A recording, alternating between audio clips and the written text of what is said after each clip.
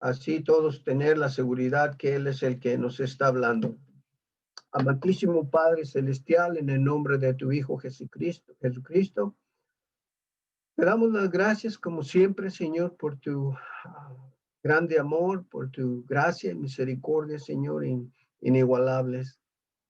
Padre, esta mañana te doy gracias por el servicio de esta mañana, Padre, que yo sé que tu Espíritu Santo, Señor, ha empezado una obra, algo diferente, y te doy gracias por ello. No podría explicarlo como sé, pero ni tampoco cómo lo siento, pero yo sé que tu palabra es fiel, Señor, y yo confío en tu palabra que nunca regresará vacía. Te doy gracias por esta oportunidad que tengo de compartir con mis hermanos aquí ahora. Te pido que tu Espíritu Santo, Señor, abra nuestros corazones que vienen preparados para recibir tu palabra. Ayúdanos, Señor, así como cantamos, Señor, a obedecerte en humildad, Señor. Yo te doy gracias, Señor, que cada uno de nosotros estamos aquí voluntariamente, Señor, y pues gracias por ese deseo que nos das. Te doy gracias, Señor, también por este, este medio que tenemos de comunicarnos, aunque no es, Padre, igual que estar presentes juntos, reunidos en un lugar, pero Señor, es una bendición al mismo tiempo. Yo te doy gracias por ello. Bendice tu palabra, Señor, una vez más. Gracias por el privilegio que me das y todo esto, Señor, te lo pido en el nombre de tu Hijo amado, que es mi Señor y Salvador. Amén. Yo digo que tuvimos un buen servicio esta mañana, algo que le doy gracias a Dios. Y ojalá que esto se repita ahorita, porque pues es una bendición, ¿no? Darse uno cuenta que el Espíritu Santo está vigente, haciendo su obra que Él promete hacer, de llevar su palabra, introducir y llevar a su Hijo Jesucristo siempre a nuestra memoria, recordarnos de Él, guiarnos a Él y permanecernos en Él. Uh, este, este capítulo 8 que vamos a empezar ahora, lo he estado esperando con mucha ansiedad y me hizo pensar en algo que al principio no estaba seguro si hablar de ello o no. Es un tema que no sabía si debería de tocarlo en esta ocasión o dejarlo para después, pero es un tema que no lo puedo evitar. Cualquier predicador les puede verificar que este tema que vamos a hablar ahora es necesario de una forma u otra, pero es necesario hablar de él siempre en la iglesia. Así que decidí hablar del tema, de traerlo esta mañana, porque como pastor me vine a dar cuenta, ¿verdad? Que es mi obligación y que debería de hacerlo. Y esta es una oportunidad muy única para presentar este tema. Mi deseo en oración es ¿verdad? De que todos escuchen, no nada más escuchen, pero que lleguen a apreciar lo que Dios nos dice en este tema en particular, ¿ok? Porque al final de cuentas, fíjense bien, el deseo de Dios es que seamos cada uno de nosotros un cristiano verdadero, ¿ok? Y repito, un cristiano verdadero. Ese es el deseo de Dios, no de la iglesia, el pastor o una denominación, de Dios. Es el deseo que todos seamos un cristiano verdadero, individualmente, un cristiano verdadero, porque los cristianos verdaderos son los que son la iglesia verdadera, ¿ok? Una iglesia no puede ser verdadera con cristianos que no son verdaderos. Así que Dios desea que tener hijos o verdaderos cristianos, ¿ok? Y lo que refiero, ¿okay?, a un cristiano verdadero, me refiero a uno que entienda la palabra de Dios correctamente. ¿Okay? Primero, que entienda la palabra de Dios correctamente y que está 100% seguro, así como Pablo, para poder exclamar: yo sé en quién he creído. Pero cuando menciona la palabra en quién, esa persona tiene que saber verdaderamente ese quién, o sea, que es Jesús. Tiene que conocerlo verdaderamente para poder decir verdaderamente: yo sé en quién he creído. Porque, por ejemplo, yo puedo decir, yo creo en Abraham Lincoln, pero nunca lo conocí. Nomás he leído de él. Así que puedo decir, yo he leído de él, sé de él, pero no lo conocí. ¿Ok? Entonces, aquí nosotros en este contexto bíblico podemos con certeza decir, aunque nunca hemos visto físicamente a nuestro Señor, pero podemos decir como Pablo: yo sé en quién he creído. ¿Ok? Porque no lo he visto con mis ojos, pero mis ojos espirituales sí. Entonces, el cristiano verdadero es uno que entiende estas cosas, ¿ok? Que las entiende correctamente. Mire, tristemente muchos cristianos en la iglesia, no estoy hablando de nuestra iglesia, estoy hablando de la iglesia en general, no saben teológicamente o doctrinalmente quién es Jesús o Jesucristo. No saben teológicamente quién es Él, ni doctrinalmente saben quién es Jesús. Su conocimiento y entendimiento de Jesucristo es muy superficial. Y como es superficial, es mínimo. Y algunas veces deficiente.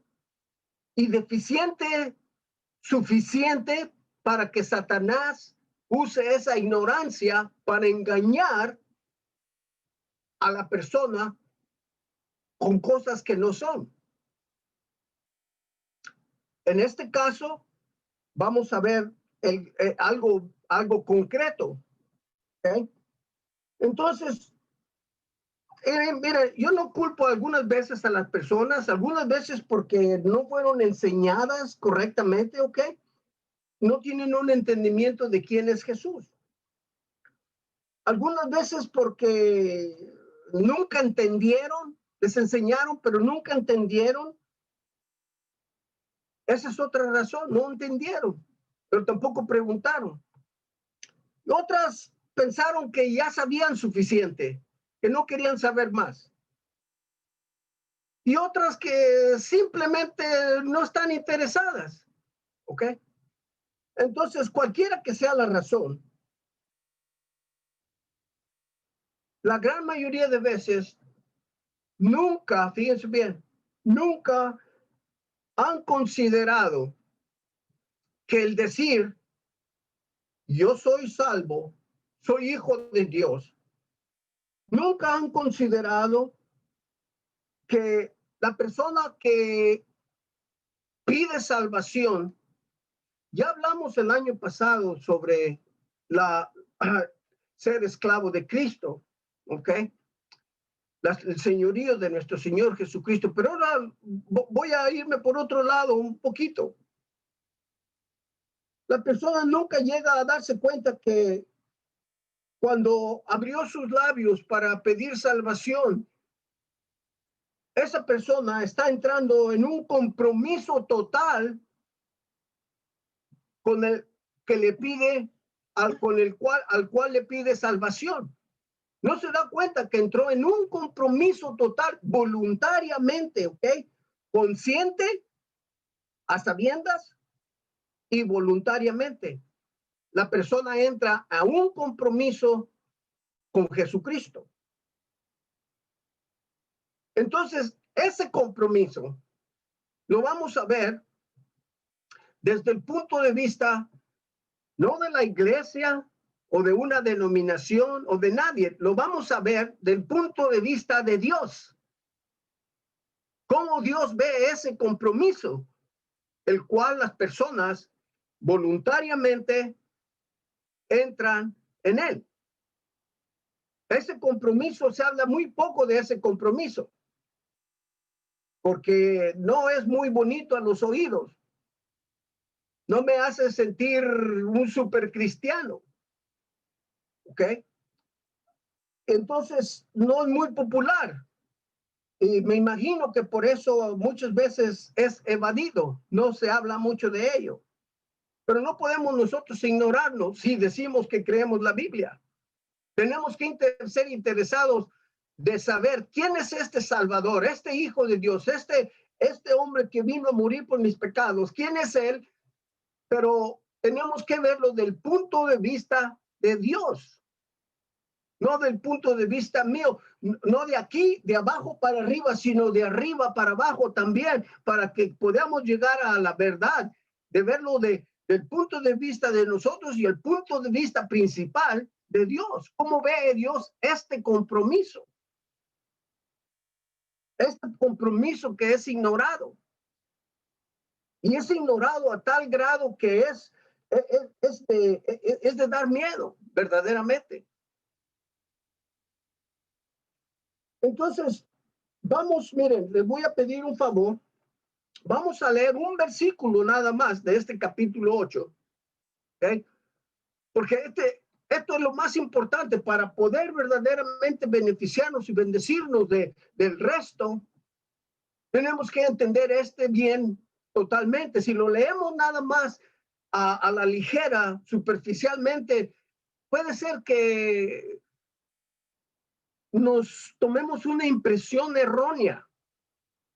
Y es precisamente eso lo que estaba yo, pues, determinando. ¿Hablaré de esto o no? ¿Lo dejaré para otra ocasión? Pero no, yo creo que esta es la mejor ocasión.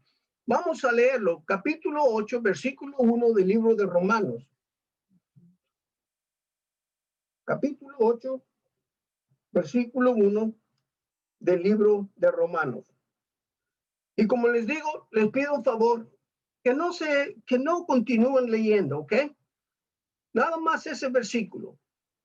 Dice, ahora pues, ninguna condenación hay para los que están en Cristo Jesús, los que no andan conforme a la carne, sino conforme al Espíritu. ¿Okay? Yo no creo que hay un versículo más claro, ¿okay?,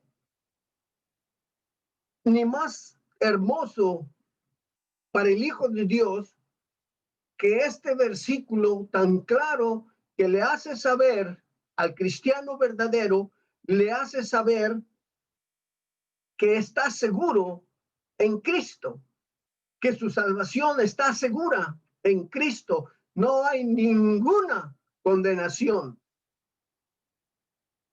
Cuando dice ahí ninguna, quiere decir ninguna.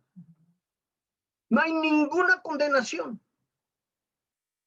Entonces, es como les digo, es un versículo verdaderamente claro y no vamos a encontrar un versículo más claro, más directo, y yo digo, en mi opinión, más hermoso que este. No hay ninguna condenación para los que están en Cristo. Ahora, aquí es donde empieza un poco el dilema, ¿okay? El no entender algunas veces las palabras, o no tratar de escudriñarlas, o no tratar de saber verdaderamente cuál es el significado de esto. ¿Okay? Nos gusta ninguna condenación. Es algo bonito, es algo confortable, es algo que nos conforta, que nos da paz. Pero examinemos dos frases aquí, en este versículo, dos frases que es menester, es necesario, es importante que las escudriñemos. ¿Ok? Noten que dice los que están en Cristo. ¿Se dan cuenta que no dice los que saben de Cristo o los que creen en Cristo? No, los que están en Cristo. Entonces allí es una razón para tener una pausa, ¿ok? Aquí hay una diferencia muy, muy grande, perdón. Es para los que están en Cristo. ¿Qué es estar en Cristo? Creer es bueno. También los demonios creen, ¿recuerdan? Saber, pues mucha gente sabe de Cristo, pero no creen en Él. Algunos saben y creen, pero hasta ahí llegan. No están en Cristo. Entonces, esto es algo que debemos de notar y tratar de llegar al fondo del significado. ¿Qué significa estar en Cristo? ¿Ok? Como les dije, lo vamos a ver esto de la perspectiva, del punto de vista de Dios, no de nosotros, del punto de vista de Dios. Que Dios nos diga qué es estar en Cristo. ¿Ok? Que no el pastor o la iglesia nos diga, nos determine qué es estar en Cristo, que Dios nos diga qué es estar en Cristo, para que así no tengamos ninguna duda. Estas dos frases en las que va a ser el tópico de esta mañana, estas dos frases, vamos a hablar de ellas en detalle, ¿ok? Así que, primeramente, miremos que esta palabra de estar en Cristo, para poder entenderla, tenemos que ver las cosas por todo alrededor, ¿ok? Vamos a ver la palabra caminar, ¿ok? Los que andan, ¿ok? Andar o caminar. Aquí entra la pregunta, ¿ok? ¿Qué significa esta palabra aquí en este contexto en el cual estamos leyendo? ¿Ok? Porque en algunas partes caminar significa vivir, ¿ok? O obrar. En este contexto que estamos leyendo aquí, no significa ninguno de esos dos, ni de caminar, ni de obrar o obediencia. No, este caminar es diferente. ¿Ok? Por ejemplo, este es el ejemplo que usé con los hermanos de inglés. Vamos a usar al hermano Alex, ¿ok? Ya que es el que está más cerquita aquí. Vamos a usar a él, ¿ok? El hermano Alex nació en El Salvador, ¿ok? Pero ahora es ciudadano americano, canadiense, perdón. No te quiero ofender, hermano. Es un ciudadano canadiense. Trae un pasaporte canadiense, trae una licencia canadiense, camina, maneja un carro con placas canadienses, vive en Canadá, paga sus taxis en Canadá, sus impuestos, todo es canadiense. Pero en ningún momento, vamos a suponer que el hermano decide ir a Cuba, como lo ha hecho algunas veces, allá con los comunistas. Va a Cuba, ¿ok? Trae está en una tierra lejana, extraña, y trae un pasaporte canadiense, pero está en una tierra extraña, trae un pasaporte canadiense, pero nunca, en ningún momento, dejó de ser salvadoreño. En ningún momento dejó de ser salvadoreño, porque allí nació. Y eso nunca va a cambiar. Esté donde esté, vaya donde vaya, tenga la ciudadanía que guste escoger, pero nunca va a cambiar. Así que si anda caminando en Cuba, en Canadá, en Estados Unidos o en El Salvador, siempre anda caminando salvadoreño, en lo más profundo de su ser, en lo más íntimo. Allí nunca va a cambiar. Entonces, este caminar es ese tipo de caminar. El que es nacido de Cristo, no importa en dónde esté, es más, no importa ni qué haga, no va a haber condenación. No está bajo condenación. Y eso es bonito. Pero luego está la frase, los que están en Cristo. Entonces aquí el problema es estar. ¿Qué significa estar en Cristo? Para poder caminar en Cristo, o sea, para poder caminar como salvadoreño, tengo que haber nacido en El Salvador. Para caminar como mexicano, tengo que haber nacido en México, o etcétera, etcétera. Porque eso nunca cambia. Entonces, ahora la pregunta aquí es, ¿qué es estar en Cristo? ¿Eh? Si el hermano va a Cuba, como les digo, donde quiera va a estar, va a caminar como salvadoreño. ¿Ok? Pero ahora, esto de estar en Cristo Jesús, ¿ok? ¿Qué significa en realidad estar? Es la permanencia de algo que no puede cambiar. Algo que no puede cambiar.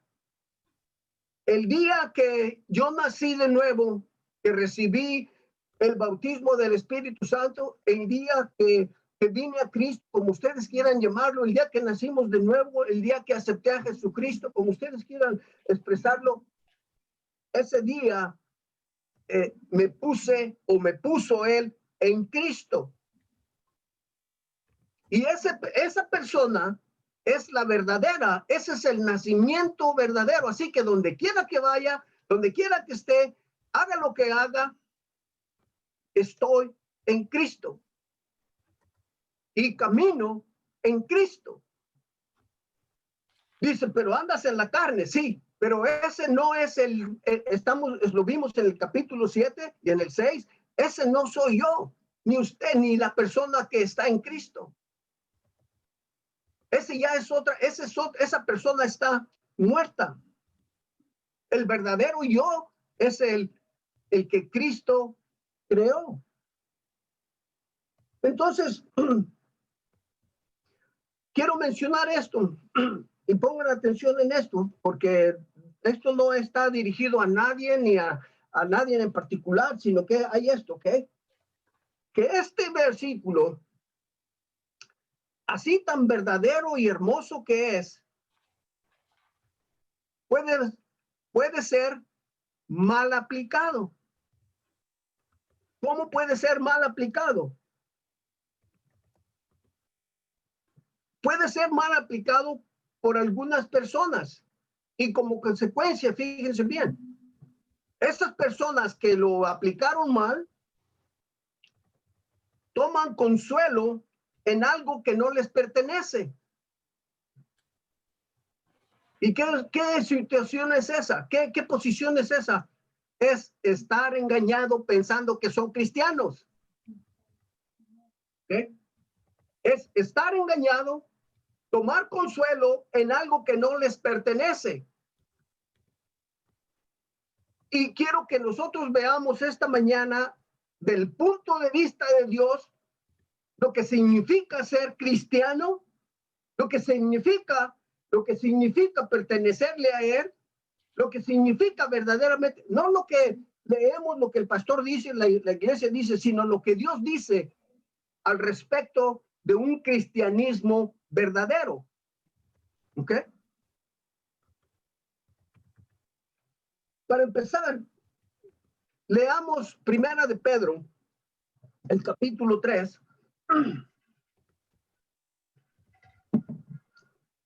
Primera de Pedro, capítulo 3, versículo 18.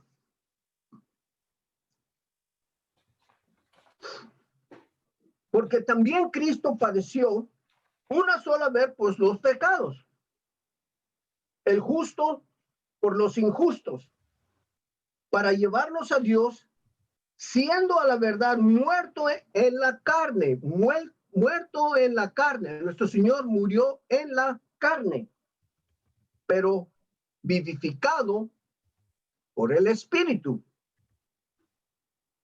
Aquí vemos estas dos palabras, carne y espíritu, de parte de nuestro Señor.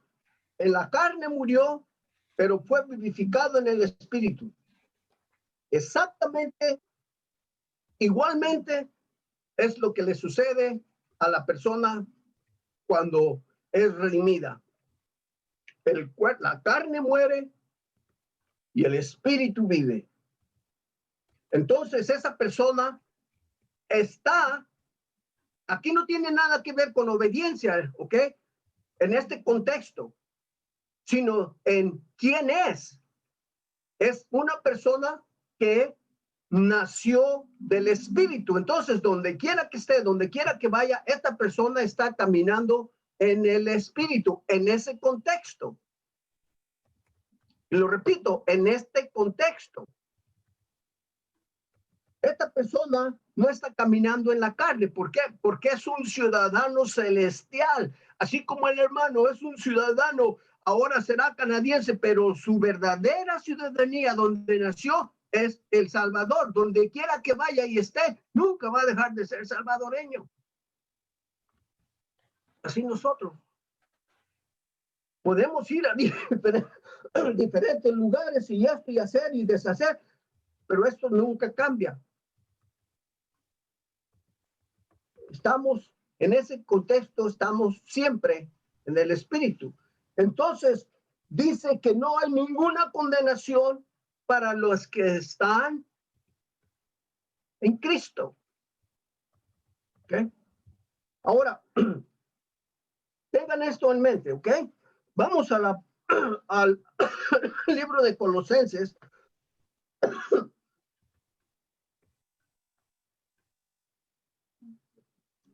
En el capítulo 1, en el versículo 17. Dice, esto lo hemos leído muchas cosas, pero aquí es donde está la perspectiva de Dios. ¿Ok? Aquí es donde está la perspectiva de Dios. Aquí está el punto de vista de Dios. Aquí está lo que Dios piensa y quiere, ¿ok? Que un hijo suyo sepa y haga. ¿Ok? Esto es directamente de Dios. No son leyes de la iglesia, no son leyes de una denominación. Esto es de Dios. Dice, Colosenses 1:17, dice, y él, o sea, Cristo, él es ante todas las cosas y todas las cosas por él subsisten. O sea que él las mantiene juntas. Puede ser, mantiene el universo junto, mantiene el mundo junto, mantiene su iglesia también junta. Él la sostiene. ¿Okay? Versículo 18. Y él es la cabeza del cuerpo, que es la iglesia. ¿Ok? Yo soy cristiano, pertenezco a una iglesia, quiere decir que él es mi cabeza. El que es en el principio el primogénito de entre los muertos, para que en todo tenga la preeminencia. Muchas veces hemos mencionado esta palabra, preeminencia. Preeminencia no quiere decir ser el número uno o el favorito. No, es el único, donde no hay nada ni arriba, ni abajo, ni al lado de él. Está solo. ¿Ok? Eso que se nos quede grabado. Él tiene la preeminencia. Pero aquí está la clave de cómo sabemos que esto es de Dios. Por cuanto agradó al Padre que en él habitase toda plenitud. Toda plenitud, ¿qué es eso? Todo poder y todo derecho está sobre él.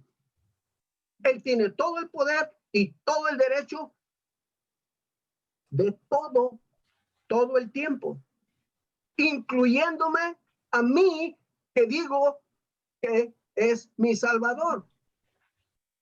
Él es mi dueño, él es mi patrón, él es mi amo. Yo no tengo nada que decir al asunto, absolutamente nada. Aquí es donde empieza la verdadera comparación, y este es el objetivo, de que nosotros veamos nuestra propia vida y veamos si verdaderamente Él tiene preeminencia, donde no hay nada a su alrededor. Ahorita lo vamos a ver en más detalle. ¿Qué significa eso? Nada a su alrededor, ni arriba, ni abajo, ni a la derecha, ni a la izquierda. ¿Por qué? Porque es un capricho de Él, porque es algo, no, es esto agradó al Padre. O sea, es el deseo de Dios. ¿Ok? Fíjense bien, el deseo de Dios es que su hijo tenga la preeminencia, todo esto. ¿En dónde entra mi deseo? ¿En dónde entra mi pensar, mi decir, mi opinión? ¿En dónde? En ningún lugar. En ningún lugar me pide mi opinión, sino que Él tiene control, poder y derecho absoluto, porque eso le agradó al Padre que Él tuviera. Aléguenle. Ahora, vean Efesios 1:20, por favor. Efesios 1:20.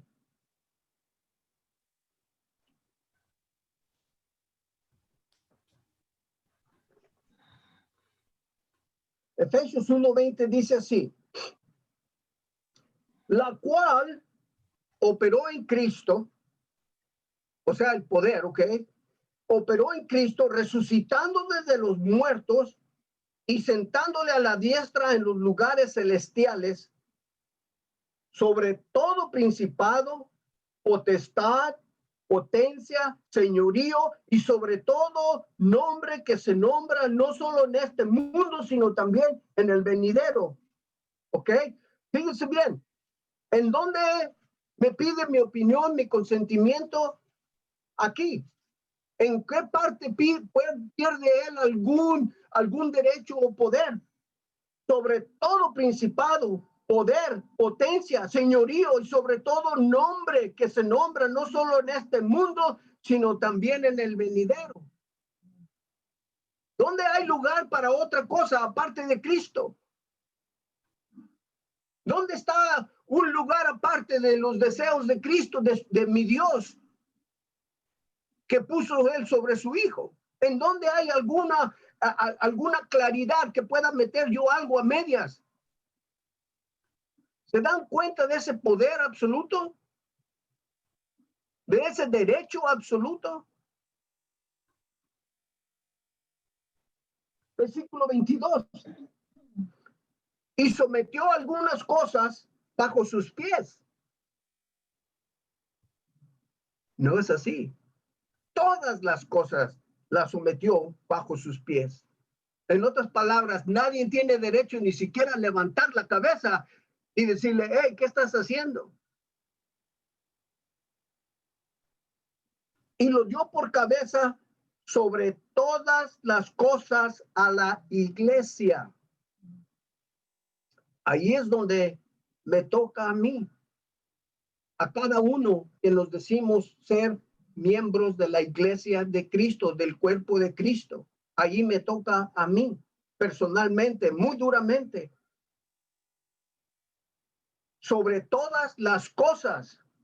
Quiere decir que tiene derecho él en su iglesia, de todos los que están en su iglesia, todos los que se dicen ser cristianos, todos los que se dicen de estar en Cristo y ser cristianos. Ahí estamos sometidos en esa cláusula. Tiene señorío sobre todo. En todas las cosas están bajo sus pies y dio por cabeza sobre todas las cosas a la iglesia. Pueden ver la imagen aquí de que Dios está creando para nosotros entender quién es este Jesús, para poder decir, yo sé en quién he creído.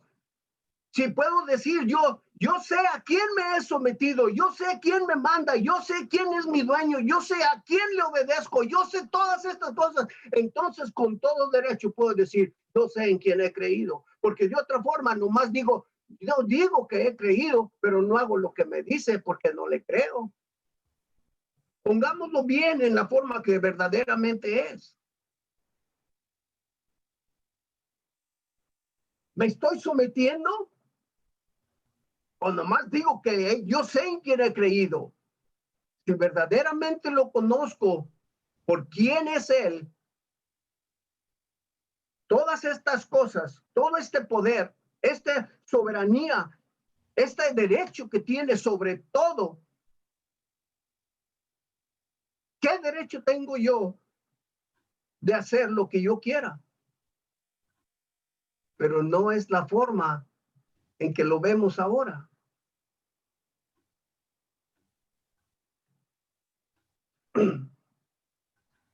En el versículo 23 dice, la cual es su cuerpo, la plenitud de aquel que todo lo llena. ¿Ok? Que todo lo llena. Miren, en la iglesia, Cristo por dentro la llena, por fuera la sostiene. Por dentro me llena, poniéndolo al nivel individual, por dentro me llena, por fuera me sostiene. Yo no puedo hacer nada, Él me llena y Él me sostiene. De cualquier forma que lo quieran ver ustedes. Me sostiene en todos los aspectos y no nada más un rato o un día, sino todo el tiempo. Pero eso es que si estoy en Cristo, porque lo que tengo en mi mano, puedo decir, lo estoy sosteniendo, pero si está por allá y su mano está vacía por acá y ando por allá, no me está sosteniendo, ni tampoco me está llenando. El que me está sosteniendo y me está llenando es otro, pero no es Cristo. Ahí está el peligro, mis hermanos. Pensar que es Dios, cuando en realidad no es Dios. Tenemos un enemigo que nos engaña de tantas formas, hasta promoviendo bendiciones. ¿Cuántas veces no escuchamos personas, ay, Dios me bendijo con esto y esto otro, y empiezan ustedes a ver verdaderamente si es de Dios? Se dan cuenta que muchas veces no es de Dios. Es el enemigo el que los engañó, así como los que toman consuelo con este versículo que no les pertenece y toman consuelo con él, están siendo engañados, porque en realidad no han creído verdaderamente en el que dicen que creen. Y la prueba está que Jesús, Dios del creador del universo, o Jehová, como ustedes quieran llamarle, Él nos dice exactamente quién es Jesús. Él es el dueño, el poder absoluto de todo el tiempo y de todos, no nada más de algunos. Ahí es donde entra nuestra observación personal. Soy verdaderamente obediente, estoy verdaderamente, yo conozco lo que Él es el dueño absoluto. Nada más sé, pero no es mi dueño. Sé que Él es el dueño, pero no es mi dueño. Sé que Él tiene el poder, pero yo no requiero de su poder, requiero del poder de la carne. Yo no requiero de su ayuda, sino requiero ayuda de otro lugar. Tenemos que examinar esas cosas para llegar a una conclusión.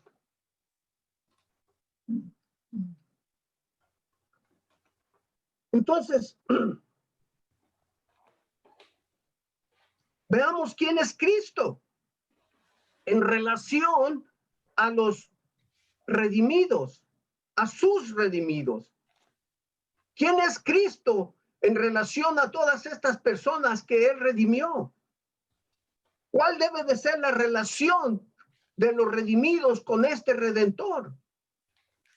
¿Cuál debe de ser su reacción?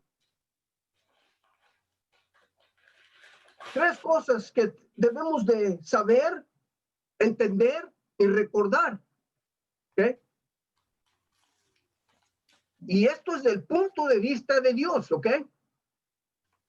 Del punto de vista de Dios, para que no digan el punto de vista del pastor en la iglesia. Es el punto de vista de Dios. Jesús es central, ¿ok? En la iglesia. Es el centro de la iglesia. Todo gira a su alrededor. Todo gira a su alrededor y a su santa voluntad en su iglesia. Entonces siempre tiene que ser en la iglesia Jesús más nada. Porque Jesús más algo, no tenemos nada. Tiene que ser Jesús más nada. Jesucristo más nada. Nada más observemos nuestra propia conducta. ¿Verdaderamente es Jesús más nada? ¿O es Jesús más yo?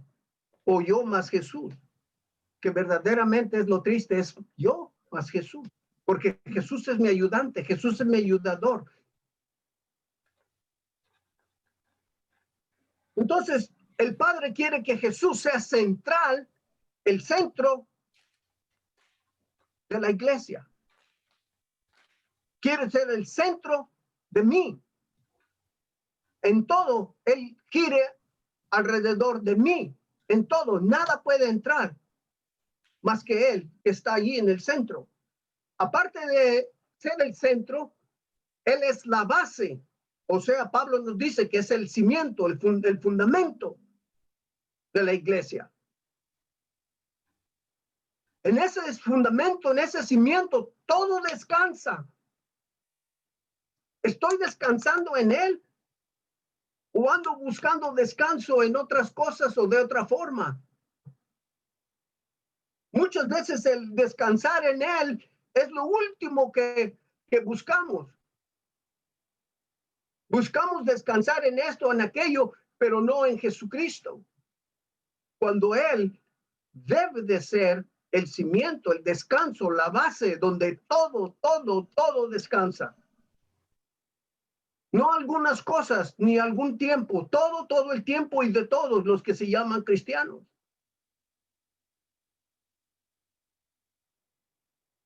La tercera cosa, primero centralidad, basicalidad, o sea que es la base, el cimiento, y luego la preeminencia, que no hay nada a su alrededor, ¿ok? Ni adentro, ni afuera, ni arriba, ni abajo. Como les digo, Él nos llena y Él nos soporta.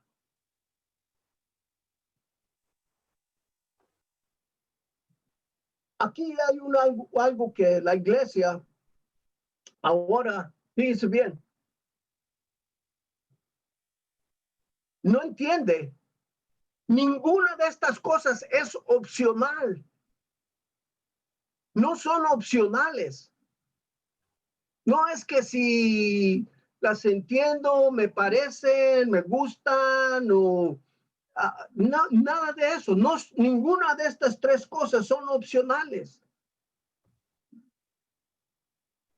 Él es todas estas cosas, la centralidad, la base y tiene la preeminencia. El problema es que la iglesia trata esto como, bueno, eso debería de ser. Eso debería de ser, Jesús debería de ser el centro de la iglesia, Jesús debería de ser la base, Jesús debería de tener la preeminencia. No, no, no. Jesús no debería, Jesús tiene la preeminencia, o no se la demos, Él tiene la preeminencia, nunca cambia. Cuando lo estaban maltratando a los soldados, cuando lo estaban juzgando con Poncio Pilato, cuando lo estaban maltratando, le estaban jalando el barbo, estaba sangrando, le pusieron una corona de espinas, se la clavaron en la cabeza y se lo llevaron a la cruz y lo crucificaron. ¿En algún momento dejó él de ser Dios? En ningún momento. Siempre fue Dios.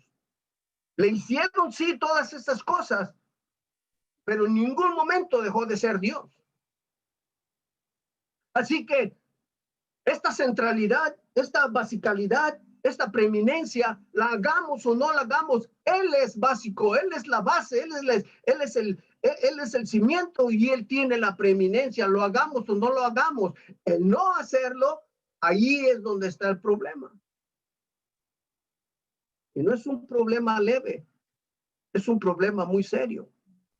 Acuérdense, estamos viendo aquí, dice, y esto agradó al Padre. Esto es el deseo del Padre. Este no es el deseo de nadie, de un humano. Este es el deseo del Padre, que Él tenga toda esta preeminencia, que Él sea la base de todo, que Él sea el cimiento en que todo descansa, que Él sea el todo en todo. No hay ninguna claridad entre estas cosas para poder meter algo a medias.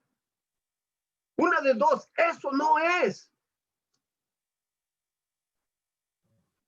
Oh, mis hermanos, si se dieran cuenta la mala interpretación de la gracia en estas cosas.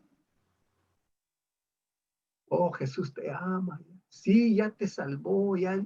Pero verdaderamente soy yo, estoy en el Espíritu, verdaderamente soy de los que están en Cristo o nomás creo que estoy en Cristo, porque esto, fíjense bien, esto no es un pensamiento, esto no es una emoción, esto no es una acción. En este contrato o en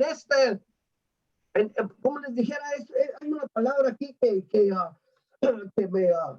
se me elude muy a menudo. Es como este contrato, ¿ok? Nosotros nos unimos a él, donde dice él, fíjense cómo dice, por él sostiene todas las cosas, ¿ok? Él es el que junta todas las cosas. En él estoy junto, nadie me puede despegar. Y si verdaderamente estoy junto y pegado en él, entonces, ¿cuál es la razón de que ando separado? De que hago mi voluntad. Estoy en Cristo, porque si estoy en Cristo, tengo que caminar en Cristo.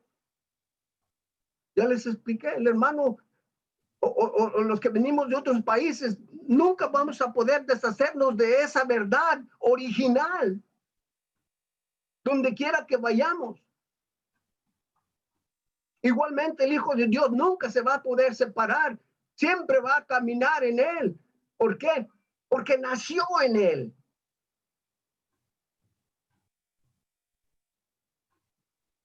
Meditemos en estas cosas.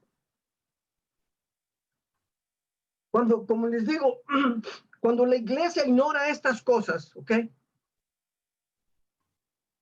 En esencia, o por hecho más bien, se está retirando de la voluntad de Dios. No es algo leve, ¿ok? Se está retirando, ya les enseñé, es la voluntad de Dios, es la voluntad del Padre. Entonces, cuando la iglesia o la persona se retira de estas cosas, se está retirando de la voluntad de Dios. Y ahí está Satanás para engañarnos que andamos en la voluntad de Dios, cuando en realidad andamos tan retirados como de aquí a China.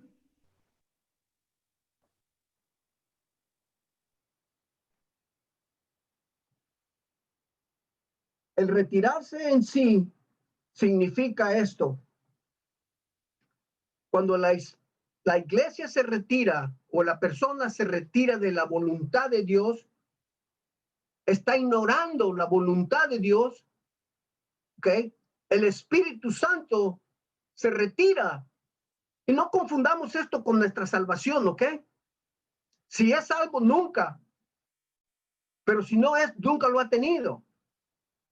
Entonces, de cualquiera de las dos formas, si se está retirando de la voluntad de Dios, eso significa que está en desobediencia y el Espíritu no está allí. El Espíritu nunca va a ser parte de la desobediencia. El Espíritu nunca va a ser parte de la rebeldía contra Dios. Nunca.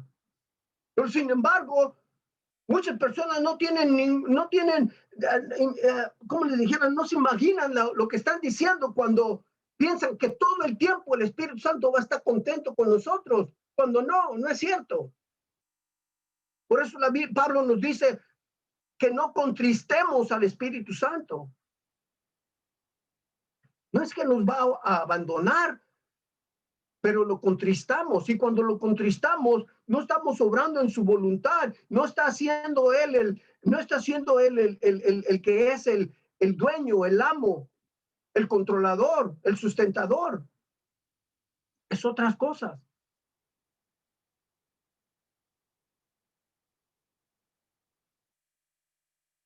Así que lo más importante es que no permitamos que Satanás nos engañe. Y yo no estoy diciendo aquí de nuestra salvación solamente, pero puede también que ese sea el caso. ¿Ok? Nunca descarto yo eso. Pero así como no puedo acusar o decirle a nadie que no es salvo, o tampoco confortarlo, si tú eres salvo, yo no sé. Lo que sí puedo ver son las evidencias, lo que todos podemos ver. Nosotros podemos ver nuestras propias evidencias, no necesitamos que nadie nos las señale, ya sean buenas o malas. Entonces comparemos lo que Dios, el deseo de Dios, con lo que yo estoy haciendo, no con lo que dice fulano, mangano o sutano, sino compare a Dios si estoy cumpliendo con el deseo de Dios de darle al Señor la centralidad en mi vida, de sostenerme, dejar que Él me sostenga en todo y que Él tenga la preeminencia en todo en mí. Esas son las bases de ver nuestra situación con lo que Él dice, compararlo con lo que yo digo y lo que yo hago.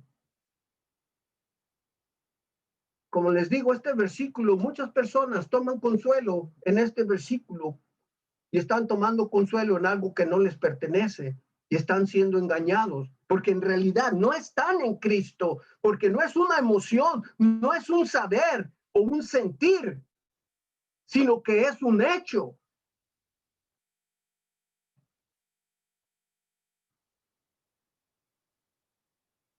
En pocas palabras, nuestra relación con Él es todo lo que importa. Nuestra relación, me refiero a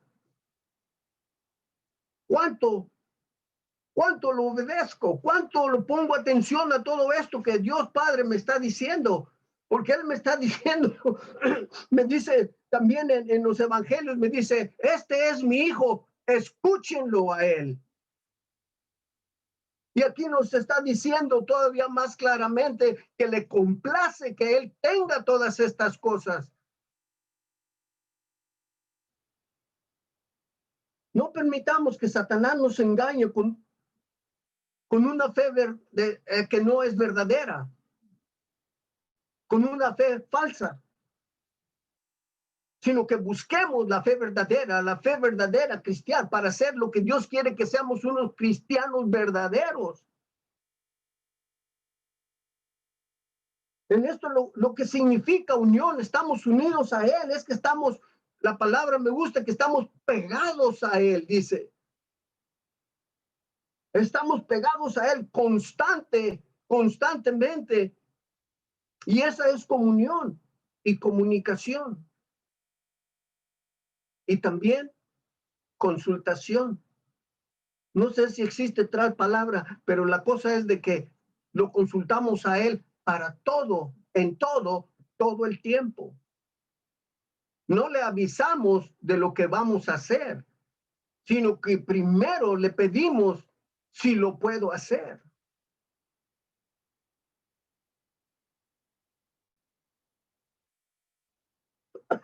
Su voluntad para el verdadero Hijo de Dios es todo lo que cuenta.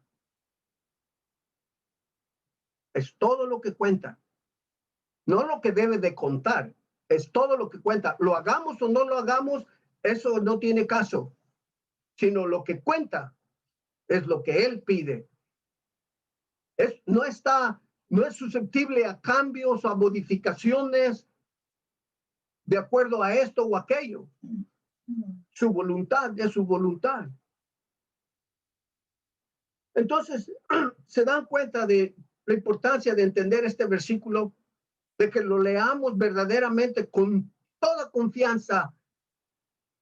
Este soy yo, porque yo sé en quién he creído. Y si verdaderamente he creído, yo tengo las evidencias porque le obedezco, porque Él es el centro de mi vida, Él es la base de mi vida, Él es preeminente en mi vida. Y si no puedo contestar esas palabras, esas tres cosas, ¿ok? Y escuchen bien, si no puedo contestar esas tres cosas positivamente, vale más que haga una consideración de mi posición. Como les digo, este versículo tan hermoso, muchas personas, millones y millones y millones de personas lo han tomado consuelo en él sin pertenecerle. Que saben de Cristo, creen en Cristo, leen la Biblia sobre Cristo, pero Cristo no es ninguna de estas tres cosas. Ni siquiera en cuenta son tomadas. Y esa es la situación de la iglesia. No estoy hablando de nuestra iglesia, la iglesia. Porque ahora, y yo lo he mencionado muchas veces, ahora Cristo, la suficiencia de Cristo ya no es suficiente. Miren, ahora su sacrificio, su sangre derramada, la muerte en la cruz, su muerte y resurrección ya no son suficientes para atraer al pecador a Cristo. Ahora tenemos que tener conciertos, tenemos que tener películas, tenemos que tener muchas actividades, acciones de ir aquí y allá y hacer esto y aquello para atraer al pecador. Su sacrificio en la cruz, su derramamiento de sangre, su penura que pasó por mis pecados, ya no es suficiente para atraer al pecador. Ahora tenemos que buscar otras cosas. Tenemos que atraer a las gentes de otras formas. ¿Acaso el Espíritu Santo ya perdió su poder? ¿Acaso el Espíritu Santo ya se retiró? Nada más. Y miren, esto puede que suene hasta raro para ustedes, para alguien que escucha esto. ¿Y de dónde sale con todo eso? Es porque ya suena extraño, suena distante, suena casi hasta muy duro, porque ya la iglesia totalmente se ha despabilado, se ha derramado, se ha ido por unos lugares erróneos. Ahora la gente piensa que hasta viendo televisión ya fueron a la iglesia. Eso no es lo que es ir a la iglesia. Lo estamos haciendo, por supuesto, pero porque no tenemos otra opción. Hermanos, yo sé que es un mensaje, para mí, es un mensaje bonito. Como pastor, es mi deber. Y le doy gracias a Dios que me da el privilegio, que me da la fortitud para hacerlo y no atemorizarme de nada ni de nadie por predicar estas cosas. Pero les estoy hablando aquí de la voluntad de Dios. La voluntad de Dios es que su hijo tenga la centralidad la base y la preeminencia. Y si no tiene ninguna de esas tres, o si nada más en algún tiempo, porque dice en todas las cosas, todo el tiempo. No dice en algún tiempo y algunas veces. Examinemos nuestra propia posición y démosle gracias a Dios si estamos en lo correcto. Y si no, pedirle que nos ayude para corregirlo. Pero no dejen esto de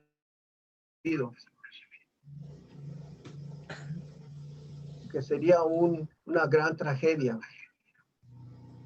Dios quiere que seamos cristianos verdaderos. Vamos a orar. Amén.